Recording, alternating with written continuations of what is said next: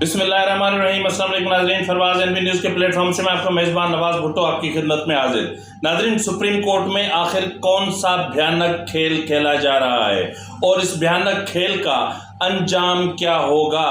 आखिर supreme court पार्लियामान और पार्लिमानी इदारों को मुस्तहकम क्यों नहीं होने देती और पार्लियामान आखिर किसके वजूद के बका की जंग लड़ रही है? और ये जो कैलेंडर है इनके पास एक मखसूस किस्म का, उस कैलेंडर के मकासद क्या हैं? और आज जो supreme court practice and procedure act 2023 पर समाअत हुई उसको मौखर कर दिया गया 8 तारीख तक, और दूसरी तरफ पार्लियामान का इजलास भी आज ही रखा गया था। तो नाज़रीन, ये इंतहाई अहम तरीन मामलात हैं और इन अहम तरीन मामलात पर हम आज बात करेंगे। मुझे ये पता है कि आज के इस प्रोग्राम से बहुत सारे दोस्तों को या बहुत सारे लोगों की दिल आज़ारी होगी, क्योंकि मैं यहाँ पर सुबहियत और लिसानियत की बात करने जा रहा हूँ, तो जाहिर है कि उसमें कुछ लोगों को तकलीफ़ होनी है। ताहम फिर भी जो हक़ है, जो सच है, वो कहना हम पर वाजिब है। नाज़रीन, इस वक्त सुप्रीम कोर्ट में एक बहुत बड़ा भयानक खेल खेला जा रहा है और ये खेल इस तरह का है कि मैं अगर आपको बता दूं कि जुडिशल इस्टेब्लिशमेंट यानी एक बाकायदा इस्टेब्लिशमेंट बन गई है, जिस तरह किसी ज़माने में आर्मी इस्टेब्लिशमेंट हुआ करती थी। तो जुडिशल इस्टेब्लिशमेंट इस वक्त बहुत ताकतवर हो चुकी है। अब मामलात खुल चुके हैं और इनको भी इक़्तिदार में आर्मी इस्टेब्लिशमेंट की तरह हिस्सा चाहिए, किसी न किसी शक्ल में हिस्सा चाहिए। फिर वो मराद की शक्ल में चाहिए, वो फिर किसी भी शक्ल में चाहिए। नाज़रीन, ये वही अदलिया है जो कभी पार्लियामान और जमहूरियत को मुस्तहकम नहीं होने दे सकती, क्योंकि जब तक इसको इसका हिस्सा नहीं मिलता तब तक पार्लियामान और पार्लियामानी इदारे मुस्तहकम नहीं हो सकते। इन जजों को नेपोटिज्म और फेवरेटिज्म की आदत पड़ चुकी है और ये आदत खुद पंजाबी हुक्मरानों ने इनको डाली है, जो अब उनके गले में हड्डी बन के अटक गई है। ये आप जहन में रखें कि पंजाबी हुक्मरानों ने यानी मुस्लिम लीग नून ने जितना जो है वो पंजाबी जो है वो अपना जुडिशल इस्टेब्लिशमेंट को मुस्तहकम किया, मजबूत किया, क्योंकि उसके पीछे मुस्लिम लीग नून के मकासद थे। वो मकासद जायज़ भी थे और नाजायज़ भी थे। ज़ाहिर है मुस्लिम लीग नून को अदालत से फेवर चाहिए थी, फेवर जायज़ भी चाहिए थी, नाजायज़ भी चाहिए थी। तो नाज़रीन, बिल्कुल इसी तरह जिस तरह सुप्रीम जुडिशल काउंसिल के पिछले इजलास में आपने देखा कि जो अपना इजलास में आपने देखा कि जो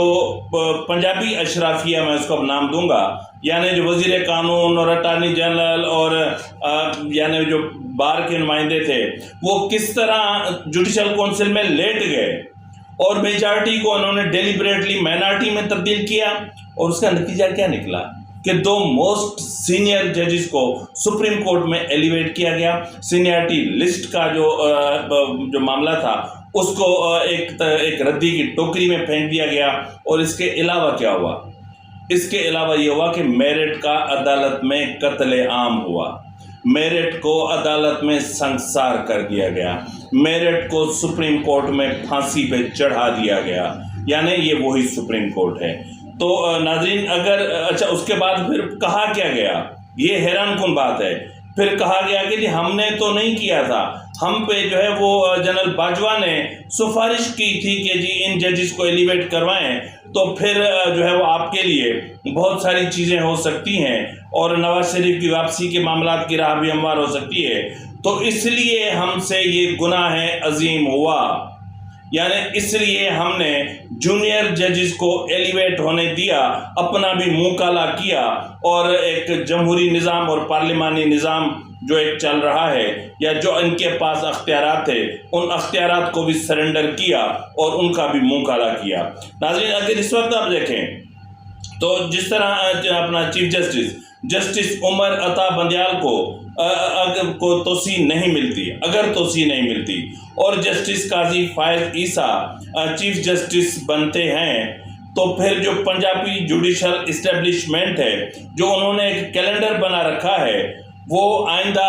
تقریباً 1.5 دہائی تک اس کیلنڈر پر عمل درآمد نہیں ہوگا۔ آپ سوچ رہے ہوں گے کہ میں کس کیلنڈر کی بات کر رہا ہوں۔ ناظرین، میں اس کیلنڈر کی بات کر رہا ہوں جو پنجابی جوڈیشل اسٹیبلشمنٹ نے بنا کے رکھا ہوا ہوتا ہے کہ کس کا بیٹا کب جج بنے گا، کس کا بھائی کب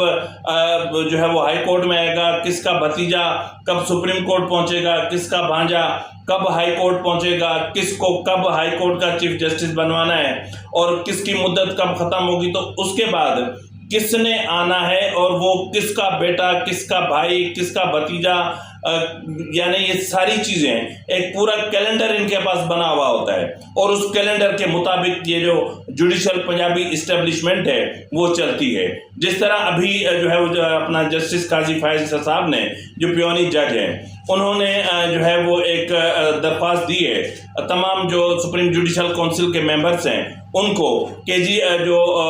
اپنا سپریم جوڈیشل کونسل کا یعنی 2 ججز کو ایلیویٹ کرنے کے حوالے سے اجلاس بلانا ہے۔ 15 ججز ہیں جبکہ 17 ججز ہوتے ہیں۔ اب انہوں نے جن کا نام تجویز کیا ہے ان میں جسٹس احمد علی شیخ جو سندھ ہائی کورٹ کے چیف جسٹس ہیں، اور جسٹس محترمہ مسرت ہلالی صاحبہ جو اپنا پشاور ہائی کورٹ کی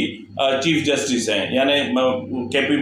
پی ہائی کورٹ کی اپنا چیف جسٹس ہیں۔ اب ظاہر ہے کہ ان دونوں ججز کو جسٹس عمر عطا بندیال کس طرح اور کیسے سپریم کورٹ میں ایلیویٹ کر سکتا ہے۔ اگر ان دونوں کو ایلیویٹ کیا جاتا ہے تو اس وقت جو 8 اور 7 کی تقسیم ہے یہ پھر بن جائے گی 9 اور 8 کی تقسیم، تو یقیناً پھر اس تقسیم کو دیکھیں تو پھر یہ معاملہ اس طرح نہیں ہوں گے جس طرح چلنے چاہیے۔ تو اس لیے ناظرین آپ نے دیکھا ہوگا کہ گزشتہ شب آج چیف جسٹس عمر عطا بندیال نے ایک تاثر دینے کی کوشش کی کہ میں جو سپریم کورٹ کے ججز کے اندر اختلافات ہیں، جس کے تانے پارلیمان سے بھی ملتے ہیں، جس کے تانے مختلف پولیٹیکل پارٹیز بھی دیتی ہیں، تو ان کو جو ہے وہ اس کے جواب میں انہوں نے ایک ڈنر رکھا، لیکن اس ڈنر کا نتیجہ کیا نکلا؟ ٹوٹل 12 ججز نے اس میں شرکت کی، اس میں جسٹس قاضی فائز عیسیٰ نے شرکت نہیں کی۔ اس کی بنیادی وجہ تھی، اس کی وجہ ایک یہ تھی کہ ظاہر ہے کہ جسٹس عمر عطا بندیال کے پاس ایک اپنا قاضی فائز عیسیٰ کی ایک کریٹیو ریویو اب جو ہے وہ پینڈنگ میں ہے، اور ان کا ان چیمبر وہ ظاہر سیدھی سی بات تھی 1.5 لائن کا فیصلہ آنا ہے، یعنی یا 2 لائنوں کا فیصلہ ہوگا کہ حکومت نے جو جسٹس قاضی فائز عیسیٰ کے خلاف ریفرنس دائر کیا تھا یا جو اپیل کی تھی اس کو واپس لینے کے لیے ہے، تو یہ کوئی بڑی بات تو نہیں ہے، لیکن اس کو انا کا مسئلہ بنا دیا گیا ہے، اور اس کو اس طرح انا کا مسئلہ بنا دیا گیا ہے کہ چیف جسٹس قاضی فائز عیسیٰ کا راستہ روکنا ہے، ان کو نہیں آنے دینا۔ گزشتہ روز جو ہے وہ کوئٹہ اپنا کہ وکلاء کنونشن کے میں آپ نے جو سینئر وکلاء ہیں ان کی معاملات آپ نے سنے ہوں گے، تو اس سے آپ کو خود اندازہ ہو سکتا ہے۔ تو بہرحال ناظرین، اس وقت سپریم کورٹ میں سپریم کورٹ اپنا پریکٹس اینڈ پروسیجر ایکٹ 2023 زیر سماعت ہے، اور آج بھی 23 اپریل کا جو حکم نامہ ہے یعنی حکم امتناع ہے وہ واپس نہیں لیا گیا۔ فل کورٹ بنانے کی استدعا بھی مسترد کر دی گئی۔ جسٹس مظہر علی اکبر نقوی کو بینچ سے الگ کرنے کی استدعا بھی مسترد کر دی گئی، اور چیف جسٹس کے چہرے پر خوف جو ہے وہ عیاں ہے، بالکل عیاں ہے، کیونکہ چیف جسٹس ڈرے ہوئے ہیں کہ اگر فل کورٹ بلوا لیا گیا، ہاں ایک اور بھی استدعا مسترد کر دی گئی کہ 7 موسٹ سینئر ججز کو پر مشتمل بینچ بنایا جائے، وہ بھی مسترد کر دی گئی۔ اگر اس طرح ہوتا ہے، یہ چیزیں ہوتی ہیں، تو پھر بہت سارے سوال ہوں گے، اور چیف جسٹس نے یہ بھی کہا کہ یہ پاکستان کی تاریخ کا منفرد کیس ہے۔ جی بالکل منفرد کیس ہے، کیونکہ یہ ایک آمریتی ترمیم تھی، ایک عامر جنرل ضیاء نے یہ ترمیم کروائی تھی، اور اس پر کنٹینیو چل رہا ہے، اور اسی جس طرح ایک عامر ایک ڈکٹیٹر جو ہے وہ بیٹھ کر حکمرانی کرتا ہے، اسی طرح اس نے چیف جسٹس کو بھی اتنا ہی پاورفل کیا جتنا ایک عامر اور ایک ڈکٹیٹر ہوتا ہے۔ تو اس لیے جو ہے وہ پارلیمان نے جب 184(3) کو کے اختیارات کو جو ہے وہ ڈیوائیڈ کرنے کی کوشش کی، تو اس سے سپریم کورٹ کو مزید مستحکم اور مزید مضبوط کرنے کی کوشش کی، اور اس میں مزید شفافیت لانے کی کوشش کی، تو یقیناً پھر ایک شخص کے اختیارات ظاہر ہے کہ وہ ان کو اختیارات کی بھوک ہے، ہوس ہے، وہ اگر یہ اختیارات کھو بیٹھتے ہیں تو پھر قاضی فیض عیسیٰ کا راستہ نہیں روکا جا سکتا، اور اگر وہ اس طرح کر گزرتے ہیں تو پھر بہت کچھ ہو سکتا ہے، کیونکہ ان کا کیلنڈر ڈسٹرب ہوگا۔ تو ناظرین، سپریم کورٹ آج بھی اپنے اس کھیل پر جاری ہے، اور آج پارلیمان کا اجلاس بھی بلایا ہوا تھا۔ سپریم کورٹ بھی دیکھ رہی ہے کہ اگر ہم نے کوئی ایسا آرڈر پاس کیا اور ادھر پارلیمان نے پھر کچھ کر دیا تو پھر ہمارے لیے مسئلہ ہو سکتا ہے، تو اس لیے یہ چوہے بلی کا کھیل کھیلا جا رہا ہے، اور دیکھتے ہیں کہ ان فیوچر کیا ہوگا۔ لیکن اس وقت میں اتنا ضرور کہہ سکتا ہوں کہ